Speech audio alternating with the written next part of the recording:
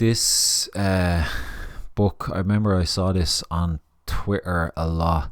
There seemed to be a good bit of hype around it. It's called Phenomenova, and I never really had the money to pick up every single like indie comic out there, because I guess it's just really expensive to get them shipped from the US to Ireland. But I've been thinking about signing up for this Global Comics, and then I saw that this book is actually on Global Comics, so I was like, right, cool, I'll just subscribe and start reading some books and see what it's like. It's a pretty cool platform. But I've only kind of started out on it. But anyway, this is the first book I read on the Global Comics website, which is the Phenomenova issue 1. And I have to say I really enjoyed it. I'm just going to share a little bit of the book, but what it was weird, I think the default setting is it kind of goes panel by panel. It just jumps through like this, and I've never read a comic like that before. But what was kind of cool about it is I have a terrible habit for when I buy a comic book. I look through all the art, and sometimes you pick up the spoilers just by looking at the images. But for this book, you can't really scan ahead. You're just going panel by panel. So I really did enjoy that experience, and I think it really added to my enjoyment of reading this book. And just my thoughts on the book. I guess I'm gonna always try and give criticisms and positives. Just to say what I really liked about it, what I'd like to see more of, and then maybe what didn't work for me as well. I guess the positives, the book looks lovely. Some of the pages are beautiful. There's a bit of an Kuipel vibe off some of the art, and maybe there's a little bit too many of these talking head scenes. I like to kind of see more environments in there, but I think the story is told really well. It's even this scene where the kids go down into this cave. It's like a 10-year or it's like an anniversary thing that they're doing. The main guy's father was killed. I think his father was killed during this kind of reunion thing, and they've kept it on. That's what I got from reading it. So they've come down here and they're exploring, because one of the kids found a gold, I think it was a gold ring, or maybe he made the ring into, they found some gold and they made it into a ring or whatever. But they come down exploring this cave, and the first scene is very info dump about the world and the history, which I'm not really, when I read books, I'm not into that type of storytelling. And I was kind of getting a bit but then once this part of it kicked off, I felt like I was being kind of drawn in, because it's there was no telling, it was just showing me the story kind of pan out. And even this stuff, some of the art is lovely. See those kind of the effects from the torches and all is beautiful. But essentially, I think this was the moment where I was like, right, this actually is, it's been told well, or it's been thought of, where the kid falls down. I actually can't even remember his name, sorry. But he falls down, that's beautiful there. Look at that artwork. He falls down into this lower part of the cave and he sees this rock. What I really liked about it was he comes up and grabs it, and he pulls it out, so he's got it.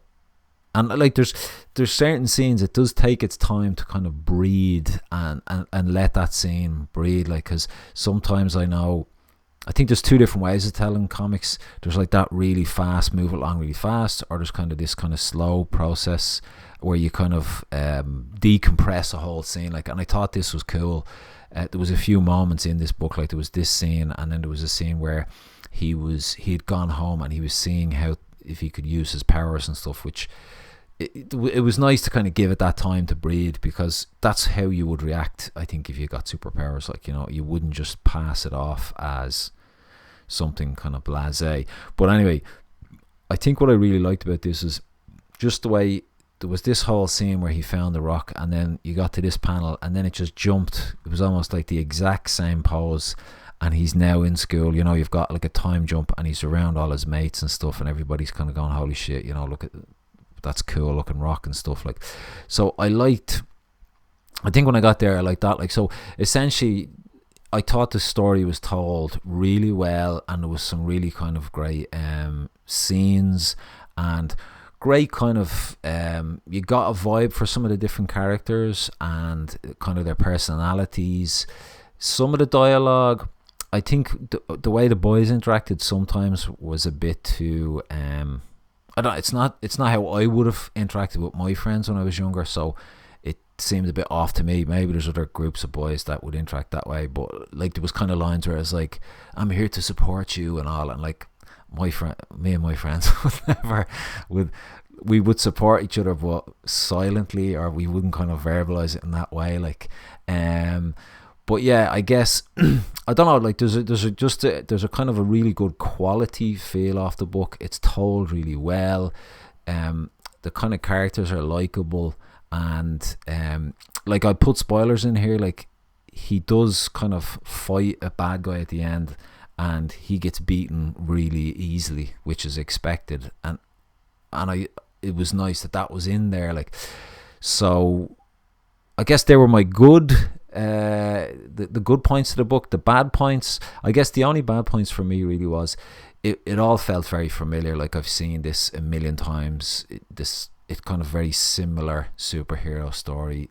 Doesn't really deviate. You know, you've even got like the bully in school, and then like when the powers are revealed, it's like, you know, it's on phones or on social media. I don't know, like that all just played out very formulaic. Like, I've seen it a million times. Like, and even his power, he kind of seems like a mix between like the Flash. Like, he can move really fast and he can fire out these electricity bolts. Like, so that's all kind of, yeah, seeing it a million times. You know, there's so many derivatives of those types of characters. Like, and I know it's hard to it is hard to come up with new ideas.